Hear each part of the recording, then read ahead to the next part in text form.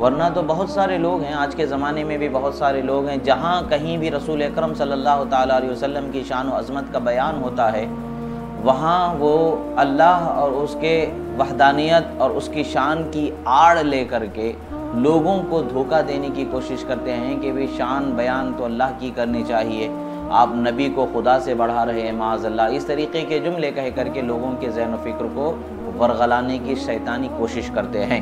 حالانکہ نبی کی جتنی شان بیان کی جائے گی وہ حقیقت میں اللہ کی شان بیان کرنا ہی ہوگا، اس لیے کہ اللہ نے ان کو اس طرح شان والا بنایا ہے، تبھی تو ہم ان کی شان بیان کر رہے ہیں۔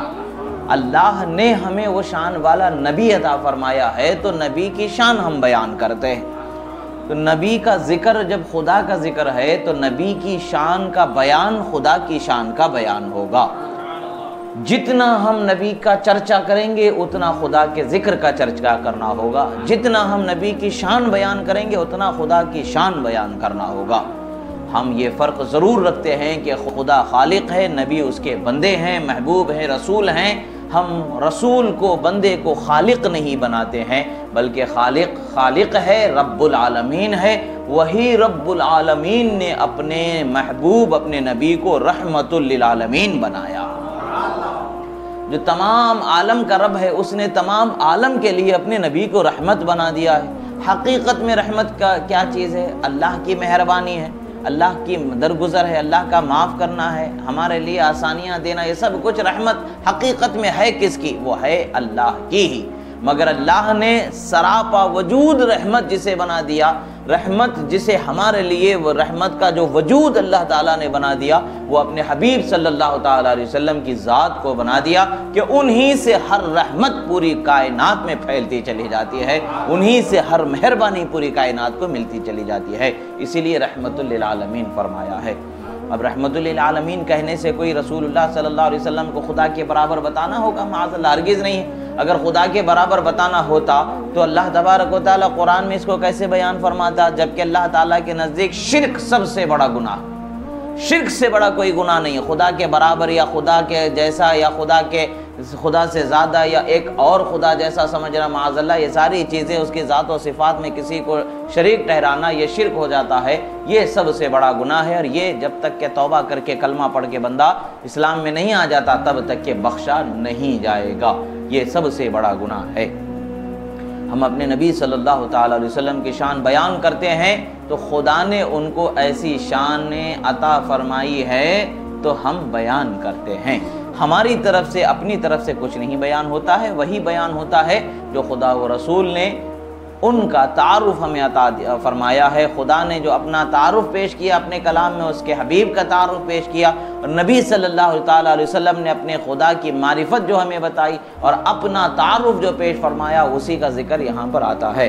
ہاں، اس باب میں اگرچہ دیکھا جائے تو باب فضیلت میں کچھ سند کے اعتبار سے احادیث کے درجوں میں فرق ہو سکتا ہے، مگر بات جھوٹی ہرگز نہیں ہو سکتی ہے، جھوٹی بات ضرور بیان نہیں کی جائے گی۔ جو بات جھوٹ نہیں وہی بات کو بیان کیا جاتا ہے۔ شفا شریف یہ سرکار مدینہ صلی اللہ تعالیٰ علیہ وسلم کی سیرت پر بہت ہی معتمد ترین، مستند ترین کتابوں میں سے عظیم ترین سیرت کی کتاب ہے۔ اس میں احادیث اور قرآن کی آیات کا مجموعہ بیان کیا گیا ہے۔ اسی میں سے ایک حدیث مبارکہ ہے کہ رسول اللہ صلی اللہ تعالیٰ علیہ وسلم کے بارگاہ میں حضرت عبداللہ ابن عباس رضی اللہ تعالیٰ عنہ حاضر تھے سرکار سے، انہوں نے سنا، سرکار مدینہ صلی اللہ تعالیٰ علیہ وسلم کی شان کو سنا، ان کی شان کو سنا۔ جب ان کی شان کو سنا تو انہوں نے اس شان کو ہم تک کے بیان فرمایا۔ کیا بیان فرماتے ہیں کہ حضرت ابن عباس بیان فرماتے ہیں، قال رسول اللہ صلی اللہ علیہ وسلم ان اللہ قسم الخلق قسمین، فرماتے ہیں کہ اللہ کے رسول صلی اللہ تعالیٰ علیہ وسلم نے ارشاد فرمایا کہ اللہ تبارک و تعالیٰ نے جو مخلوق بنائی اس مخلوق کو دو حصوں میں تقسیم کر دیا، دو حصوں میں تقسیم کر دیا۔ اور پھر فرماتے ہیں فجعلنی من خیرہم قسما، اللہ تبارک و تعالیٰ نے مجھے ان دو قسموں سے ایک قسم کو اس دوسرے سے بہتر بنایا، اس بہتر قسم میں مجھے اللہ تعالیٰ نے رکھا۔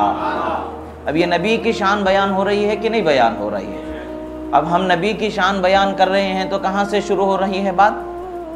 کائنات کے بنانے، مخلوق کے بنانے سے لے کر کے بات شروع ہو رہی ہے۔ تو اب ہم میلاد مصطفیٰ میں یہی تو بیان کرتے ہیں، اور صحابہ سرکار مدینہ صلی اللہ تعالیٰ علیہ وسلم سے کیا سن رہے ہیں؟ سرکار کے بنائے جانے کا بیان سن رہے، اور کس شان سے اللہ نے ان کو بنایا اس شان کو وہ سماعت کر رہے۔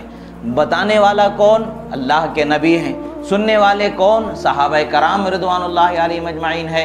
اب یہی تو وہ بات ہے کہ محفل میلاد میں نبی کے بنائے جانے، یعنی آپ کے تخلیق کے متعلق سے، آپ کی پیدائش کے متعلق سے، آپ کی شان و عظمت کے متعلق سے، آپ کے بزرگی و کرامت و منزلت کے متعلق سے ہی تو گفتگو کی جاتی ہے، کوئی اور بات ہوتی ہے؟